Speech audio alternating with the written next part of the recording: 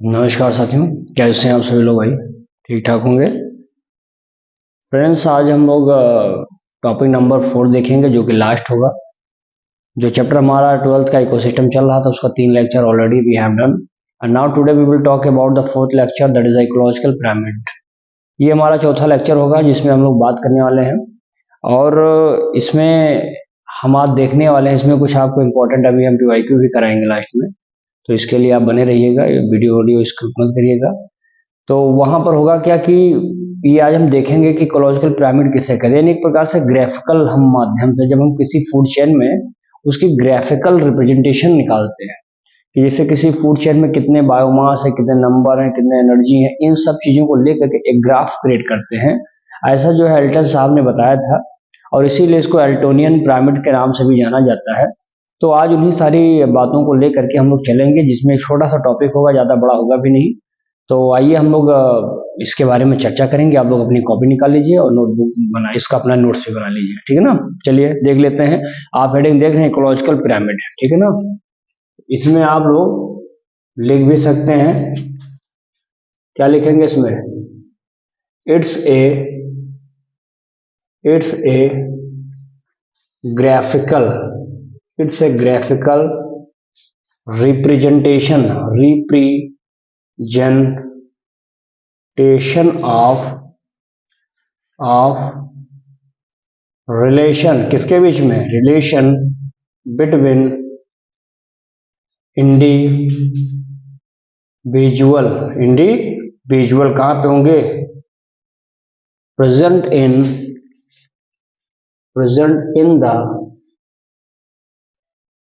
In the various trophic level of food chain. कहां पे? Food chain किस form में होंगे? इन टर्म ऑफ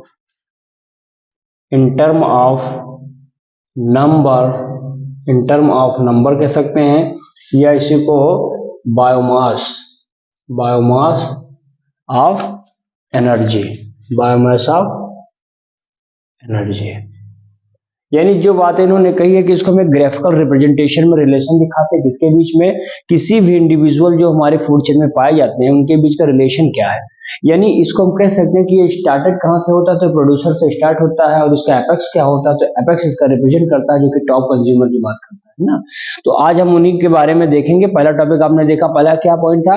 अब इसमें दूसरा पॉइंट भी आप चाहिए तो ले लेंगे, यहीं पे ले लीजिए। इट स्टार्टेड, क्या होगा? इट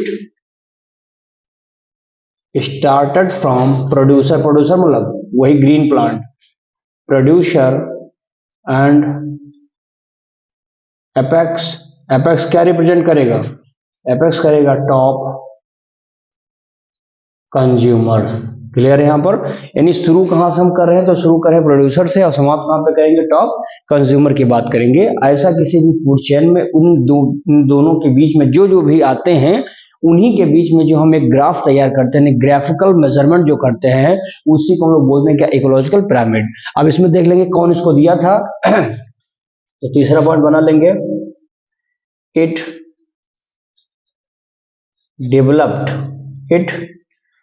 किसने दिया था भाई? Developed by Charles Elton. क्या नाम होगा? Charles Elton, 1927। इल्टन है ये, Charles Elton, 1927। So it's called, इसका नाम पड़ जाता है, सो इट्स कॉल्ड इल्टोनियन। क्या नाम हो जाएगा? इल्टोनियन पिरामिड। ये बहुत मरतबा पूछा भी गया है कि इसको इल्टोनियन पिरामिड के नाम से क्यों जाना जाता है इकोलॉजिकल पिरामिड को। So ecological pyramid has been termed the first time by the Elton in 1927। तो जब चार्ल्स इल्टन ने ढूंढा तो उन्होंने कहा कि मैंने कुछ किया तो अपने नाम पर मैं इसका नाम भी दे देता हूं, तो उसी के नाम पर क्या दे दिया? इल्टोनियन पिरामिड के नाम से जाना जाता है। क्लियर है यहां तक बात? एक एक पॉइंट पढ़ते चलिए भाई, इसमें बहुत इंपॉर्टेंट है। चौथा पॉइंट लिखेंगे, चौथा पॉइंट इसमें लिख लेंगे, a given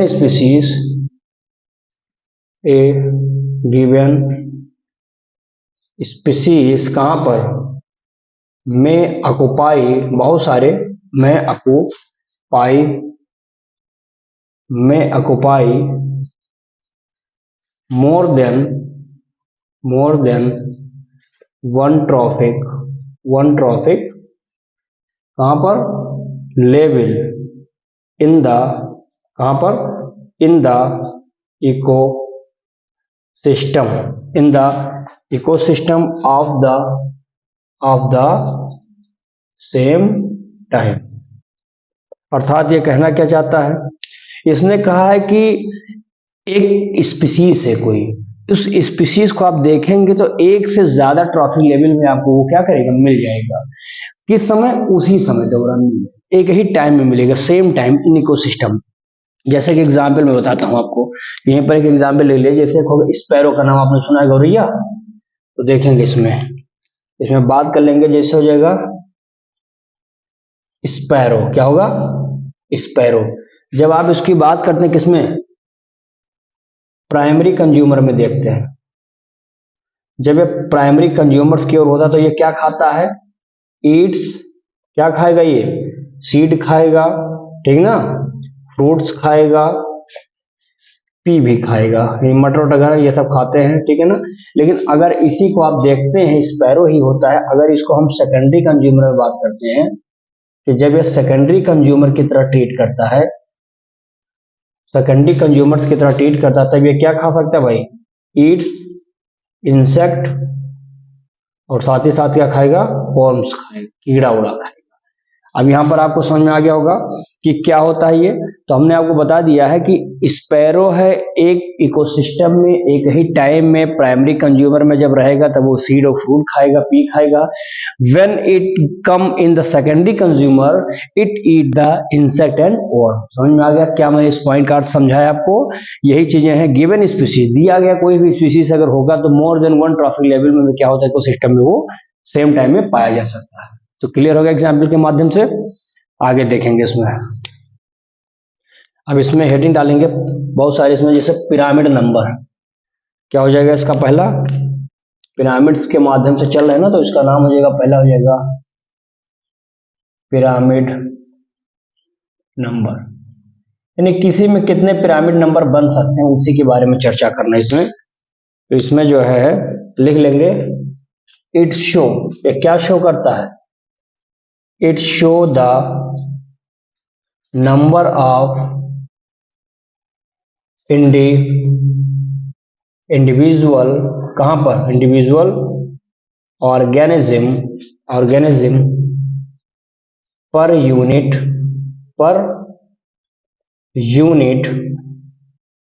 यूनिट एरिया कह लीजिए, एक पर्टिकुलर एरिया में होगा, per unit area at each trophic level, ठीक ना। यानी ये कह रहा है कि अपने आप को क्या बताता है, अगर पिरामिड नंबर पूछा जाएगा तो it show the number of individual organism, कोई भी इंडिविजुअल जो है, ऑर्गेनिज्म जो है वो पर यूनिट एरिया, एक पर्टिकुलर क्षेत्र में एट द ट्रॉफिक लेवल कितने होते हैं, उसी की बात करते हैं। जैसे मैं एक एग्जाम्पल देता हूँ, यहीं पर एग्जाम्पल से और क्लियर हो जाएगा, क्योंकि ये जो इकोसिस्टम है ये है अपने आप में टफ है, इसको अगर आप एग्जाम्पल के साथ लेकर चलेंगे तो ही आपको बेहतर आप समझ सकते हैं, ठीक ना। तो इसमें आप देखेंगे, एक एग्जाम्पल मैं देता हूं यहां पर, जैसे लिखेंगे इन ग्रासलैंड एंड पॉन्ड, समझ में आ गया, इको सिस्टम। यानी हम कह सकते हैं कि अगर आप ग्रासलैंड में देखेंगे तो हो सकता है कि घास की मात्रा ज्यादा हो, एक ऑर्गेनिज्म घास जाता है वहां पर, घास में और भी अलग अलग प्रकार के जो एनिमल्स होंगे, ऑर्गेनिज्म वो पाए जाएंगे। लेकिन जब आप पॉन्ड्स में जाएंगे तो हो सकता है तालाब में आपको दूसरे ऑर्गेनिज्म देखने को मिल जाए, दूसरे इंडिविजुअल दिख जाए। तो यानी इनकी संख्या क्या होगी, सबकी अपनी अलग अलग शो कर रही है प्रत्येक इकोसिस्टम में। तो वही बात हमने लिखा कि ईच ट्रॉफिक लेवल में क्या होते हैं, नंबर ऑफ इंडिविजुअल को शो करते हैं। जैसे आपको एक पिरामिड दे दिया जाए और उस पिरामिड को कहा जाए कि आप एक ग्रासलैंड में फेंकिए, जब आप फेंकेंगे तो उस पर्टिकुलर एरिया में जो भी होगा उसमें देखेंगे कौन कौन से ऑर्गेनिज्म आपको मिले हैं, वही नंबर ही तुम्हारा क्या कहलाता है, पिरामिड नंबर के नाम से जाना जाता है। समझ में आ गया। अब आगे देखेंगे, उसी में देख लीजिए, ये तो हो गया इतना।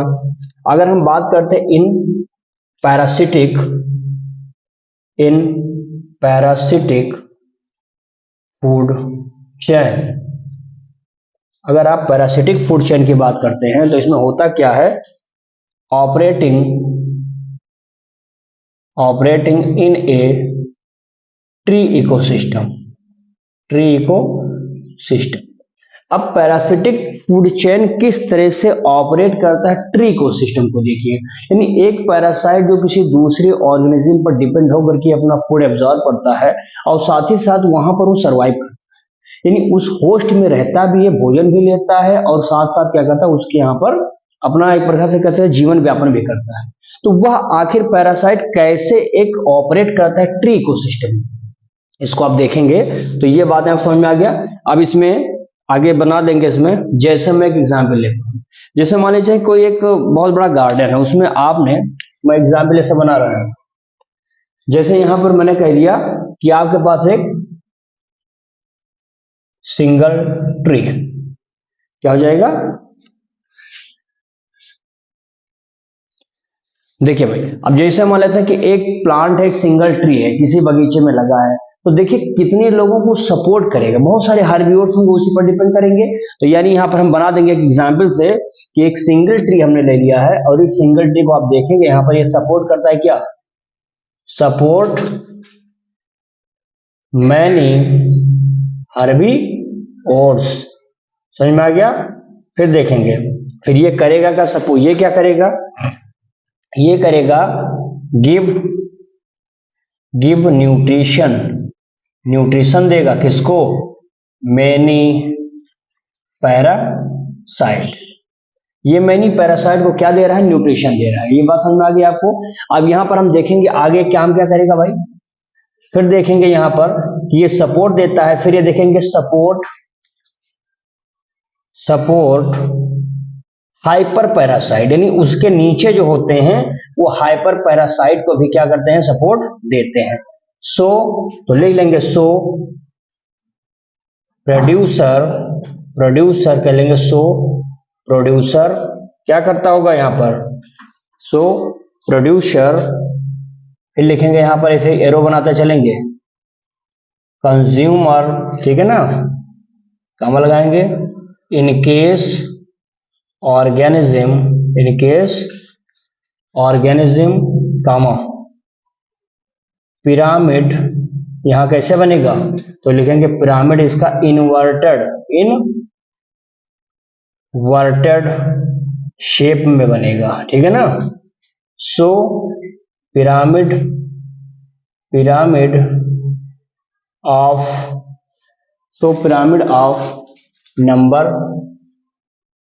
नंबर इज क्या हो जाएंगे, स्पिंडल शेप्ड, कहां पे, spindle shaped in forest ecosystem, समझ में आ गई इतनी बातें। तो यानी ये चीजें इसमें बताया गया है कि अगर हम देखते हैं कि हम कैसे कहें कि जो पैरासिटिक होता है, जो पैरासाइट होते हैं फूड चेन, ये कैसे फॉरेस्ट इकोसिस्टम को हम कहते हैं ऑपरेट करते हैं। एक पर्टिकुलर प्लांट है, न जाने कितने हर्बिवोर्स उस पर डिपेंड होते हैं, उस हर्बिवोर्स में आप देखेंगे पैरासाइट लगे रहेंगे, पैरासाइट अपने जीवन यापन करने के लिए उस पर डिपेंड होते हैं।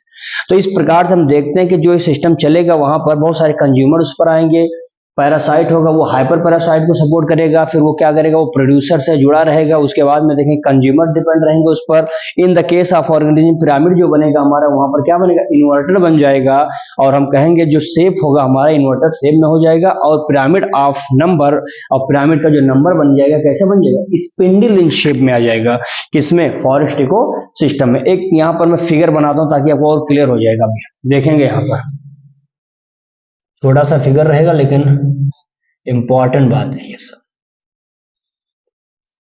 देखिएगा बहुत ध्यान से।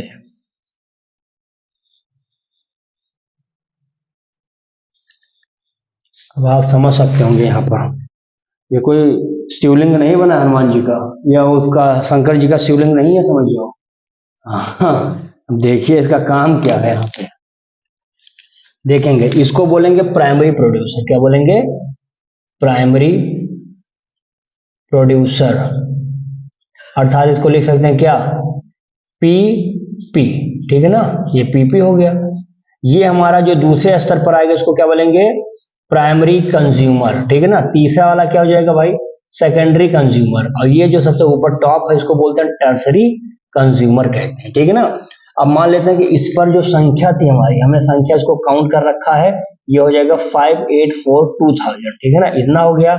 इसकी जो वैल्यू थी यानी इसका नंबर कितना हो जाएगा 7, इतना हो जाएगा। अब आप इसकी वैल्यू देखेंगे तो इसकी वैल्यू कितना हो जाएगा 35 लिखेंगे 4000 कर देंगे, और ये जो वैल्यू आएगी ये कितनी हो जाएगी 3 हो जाएगी।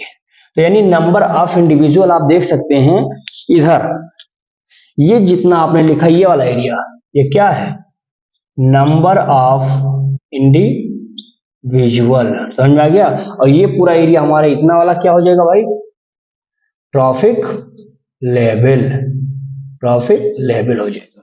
तो आपने किस तरह से देखा कि ये जो हमारे ये बनेगा फिगर, इसको बना सकते हैं क्या, pyramid of number in grassland, grassland ecosystem.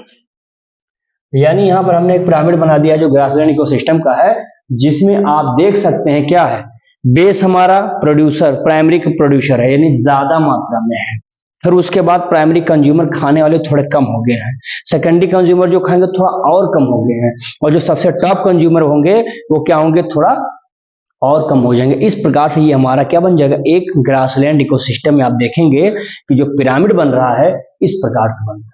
तो मामला क्लियर है क्या, ये स्क्रीनशॉट ले लीजिए इसका।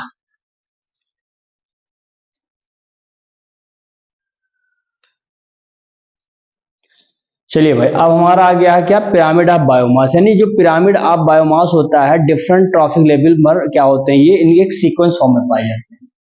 ये हमेशा अपराइट होते हैं, ठीक है ना, टेरेस्ट्रियल हैबिटेट में, टेरेस्ट्रियल इकोसिस्टम में। तो उन्हीं के बारे में हम लोग बात करने वाले हैं। इसमें आप जो है लिख लेंगे total biomass present, total biomass present sequence wise, क्या होगा, सीक्वेंस वाइज चलेगा कहां per unit, per unit, per unit area at different trophic, at different trophic level, at different trophic level, ठीक है ना। अब यहां पर हम देखेंगे इसके बारे में, फिर आगे नेक्स्ट देखेंगे, डिफरेंट ट्रॉफिक लेवल में हो जाएगा, लिख लेंगे पिरामिड ऑफ बायोमास इस कैसे होते हैं, अभी मैंने आपको बताया है, अपराइट, क्या होते हैं, बिल्कुल सीधे होते हैं। अपराइट मतलब क्या होता है, बिल्कुल सीधे होना होता है, तो ये अपराइट होगा। फिर इसमें ले लेंगे तो pyramid of biomass is the upright for, इसलिए फॉर टेरेस्ट्रियल, टेरेस्ट्रियल हैबिटेट। इतनी बातें आपको समझ में आ रही होंगी, टेरेस्ट्रियल हैबिटेट में क्या होता है। फिर चाहिए तो लिख लेंगे तीसरा पॉइंट, यहां लिखेंगे in aquatic ecosystem, in aquatic ecosystem, in aquatic ecosystem the producer, क्या होते हैं ये, the producer is very very, क्या हो जाएंगे, small, very small organism, organism. फिर लिख लेंगे यहाँ पे बायोमास, क्या हो जाएगा इसका, लीस्ट, बायोमास किससे लिस्ट हो जाएगा, लीस्ट, एंड क्या हो जाएगा, उसकी वैल्यू क्या हो जाएगी, वैल्यू ग्रेजुअली, वैल्यू ग्रेजुअली हमारी यहां देखेंगे इसको तो धीरे धीरे क्या हो जाएगा, शो करेगा, किसमें, ग्रेजुअली शो द, इसमें हो जाएगा हमारा इंक्रीज, ठीक है ना, इंक्रीज होगा टूवर्ड्स, किसकी तरफ, टूवर्ड्स एपेक्स, ऊपर की तरफ, towards apex of the pyramid, ठीक है ना। और बनाएगा क्या, and making pyramid biomass, making pyramid of biomass क्या हो जाएगा इसमें, इन्वर्टेड इन शेप। यानी हम ये कह सकते हैं कि यहाँ पर बायोमास जो पिरामिड का होगा वो क्या बन जाएगा, इन्वर्टेड इन शेप में बन जाएगा।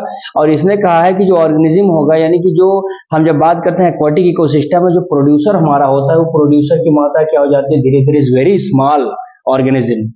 पानी में आप जाएंगे तो पानी में आपको क्या मिलेगा भाई, क्या वहां प्रोड्यूसर ज्यादा है, क्या वहां पर एल्गी फाइटोप्लैंक्टन ज्यादा है, नहीं, कम है। उसको खाने वाले जो प्लैंक्टन अभी देखेंगे उसमें आएंगे। तो यहाँ पर हमने वही लिखा है कि जब वहां पर नीचे का बेस क्या हो गया, यानी प्रोड्यूसर जो खाना बना रहा है वो कम हो गया, तो धीरे धीरे आप देखेंगे सबसे नीचे कम, फिर बड़ा, फिर बड़ा, तो ऐसे होते होते वो इन्वर्टेड फॉर्म में आ जाता है। तो वही वहां पर लिख दिया गया है। समझ में आ गया इतनी बात। आगे इसमें देख लेंगे। जैसे मैं यहाँ पर एक छोटा सा फिगर बना देता हूँ ताकि वो क्लियर हो जाए करिए आपको, देखेंगे यहाँ पर।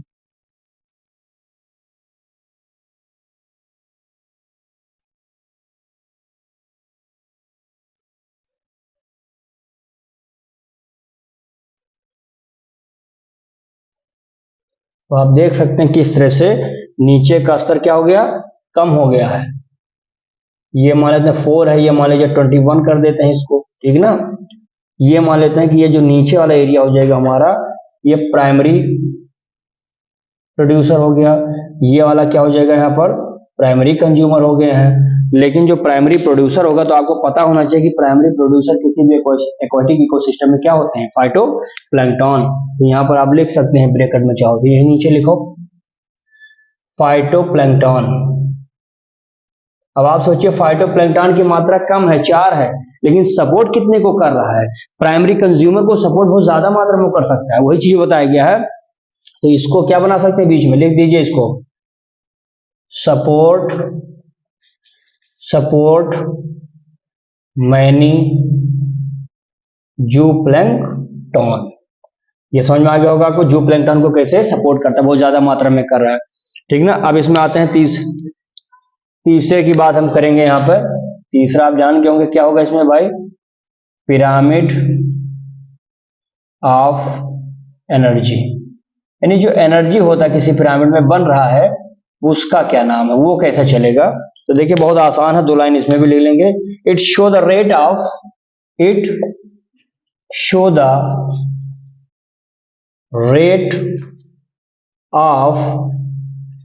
Energy flow. क्या होगा, एनर्जी फ्लो करेगा कहां पर यूनिट टाइम। कहां लिखेंगे, शेप ऑफ पिरामिड क्या बनेगा इसका, शेप ऑफ पिरामिड यहां लिख लेंगे, of energy is always upright. क्या होगी, सीधी, अप राइट, ये इंपॉर्टेंट है भाई, ऑलवेज अपराइट, ठीक है ना। एक पॉइंट है, बढ़ाइए इसको। इट ग्रेजुअल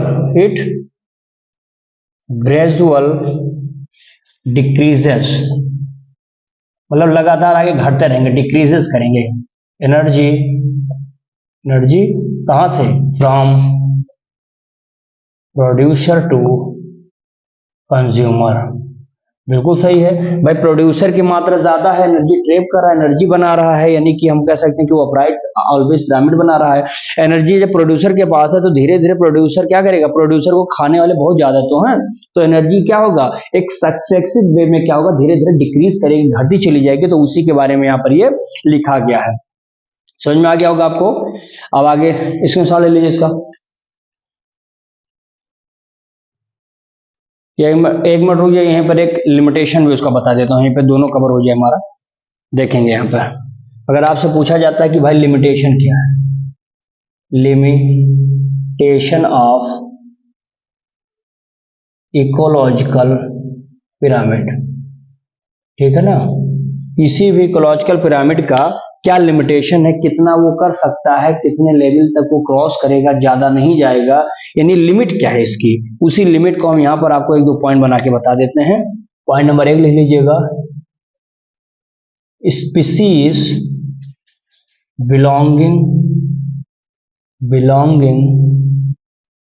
स्पीसीज बिलोंगिंग ये गलत लिख गया है, स्पीसीज बिलोंगिंग टू टू और मोर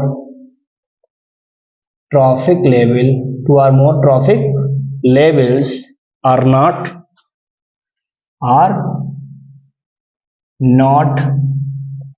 टेकन इनटू अकाउंट। यानी ये कह रहा है कि जो स्पीशीज होंगे जब दो या दो से ज्यादा ट्रॉफिक लेवल में जो पाए जाते हैं उनको हम लोग काउंट नहीं करते हैं। जैसे मान लो एक ही दो ट्रॉफिक लेवल आपने देखा, दोनों में ट्रॉफिक लेवल में सेम ही स्पीशीज बार बार आ रहा है तो उसको काउंट नहीं करेंगे, जो नया आपको मिल रहा है उसी को काउंट करेंगे, वही चीज बताया गया है। सेकंड पॉइंट यहाँ पर ले लेंगे, इसमें सेप्रोफाइट यहीं पर आया है, नहीं आया, तो saprophyte are not given any places. यानी सेप्रोफाइट यहां पर कहीं पर आपको पिरामिड वाले में देखने को नहीं मिलेगा। हर एक क्वेश्चन यहां कह सकते हैं इकोलॉजिकल इफिशियंसी अगर पूछा जाए क्या होता है तो वो भी देख लीजिएगा। इकोलॉजिकल इफिशियंसी क्या होता है, इकोलॉजिकल इफिशियंसी देखेंगे भाई, इसको इकोलॉजिकल इफिशियंसी के बारे में बता देंगे।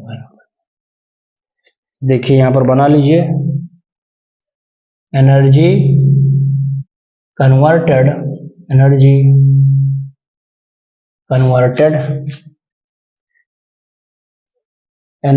कन्वर्टेड किसमें, इनटू बायोमास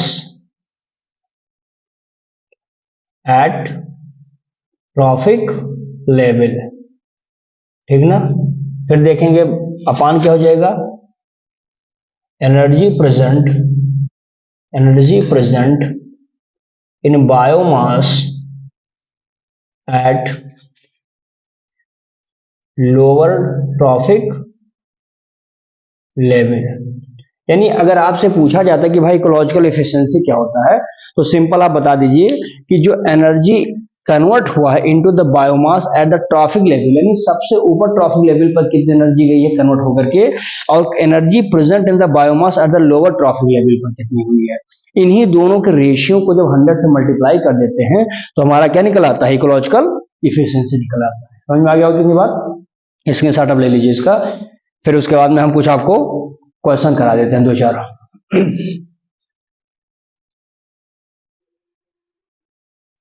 हाँ भाई चलिए, अब इसमें हमने आपको कुछ there are so many important questions लिखे हैं जो आपके लिए इंपॉर्टेंट होगा और मैं उसको बता देता हूं, देखिएगा। पहला क्वेश्चन दिया गया है कि identify the given type of food chain. आपको बताना है कि कौन सा फूड चेन है, ग्रासहोपर, बर्ड है, हॉक। तो ये जो फूड चेन चल रहा है ये तो क्लियर है कि कहीं ना कहीं ये क्या है, ग्रासलैंड की बात मैं कर रहा हूं।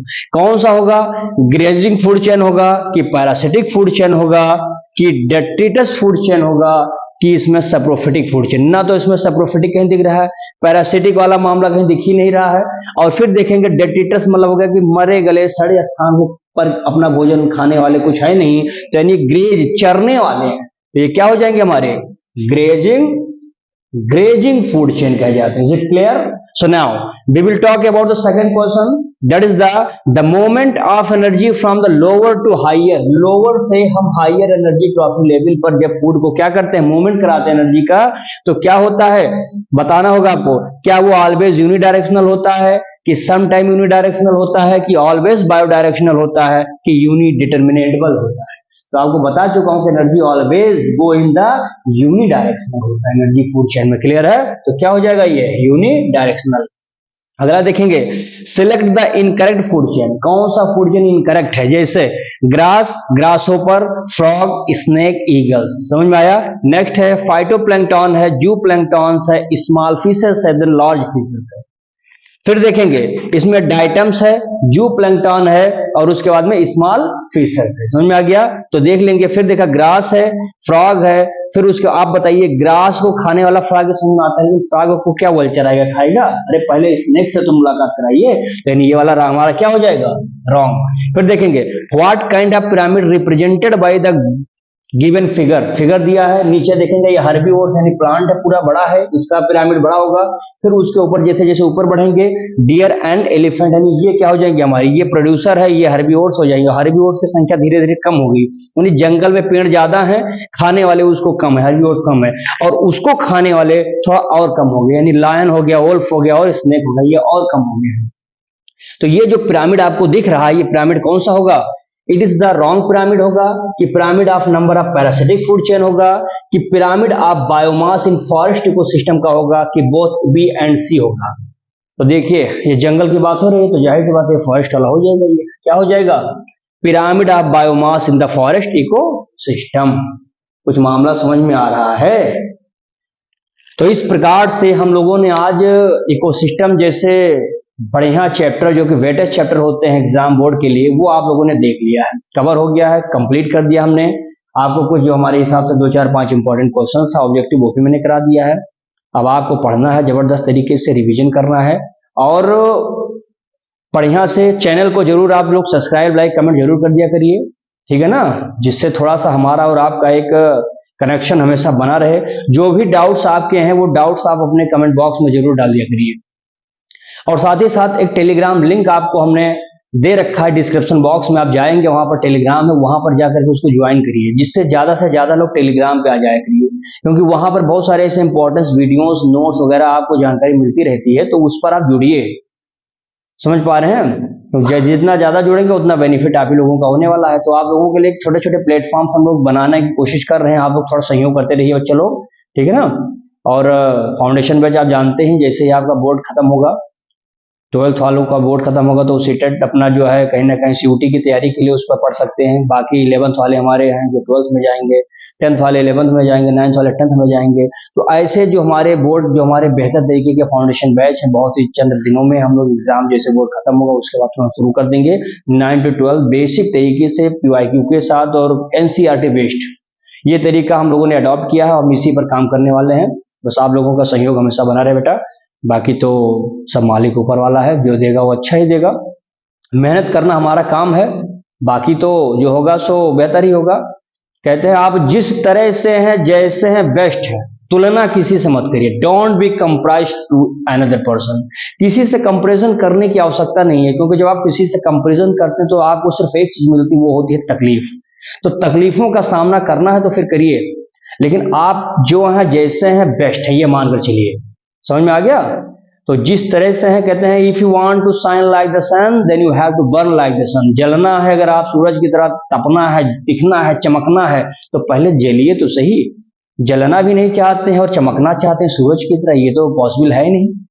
तो जो पसीने से नहाएगा वही एक दिन इतिहास बदलेगा, बाकी तो पानी से नहाने वाले सिर्फ लिबास बदलते हैं। तो आप खुद फैसला करिए, लिबास बदलना है कि आपको इतिहास बदलना है, अपना बनाना है। तो आप कुछ ऐसा करके जाइए कि आपको याद करा जाए। तो आप कुछ ऐसा करिए जिससे आपको लोग याद करें, अपने आप को थोड़ा यूनिक बनाइए, थोड़ा बेस्ट बनाइए, ठीक है ना बच्चा? तो इतना आप लोग इसे निकाल लीजिए, बाकी हम लोग मिलते हैं किसी एक नए लेक्चर में, किसी नए टॉपिक में। बाकी हम लोग एक क्लास 12th का मैराथन बिल्कुल प्रिपेयर कर चुके हैं, हो रहा है। आपका जिस दिन बोर्ड खत्म होगा, ये बायोलॉजी का जिस दिन रहेगा उसके 2 दिन 3 दिन पहले वो हमने अपलोड करेंगे हम उसको, और आप लोग उसको बेहतर तरीके से पढ़ लेंगे। अभी तक भी अगर नहीं पढ़े होंगे तो वो मैराथन जो 3-4 घंटे की होगी, यदि आप उसको बेहतर तरीके से पढ़ लेंगे तो निश्चित तौर पर मैं कहता हूं कि आप बढ़िया नंबर से पास हो जाएंगे। ये ध्यान रखिएगा। तो ठीक है, आप लोग इसको स्क्रीनशॉट लीजिए।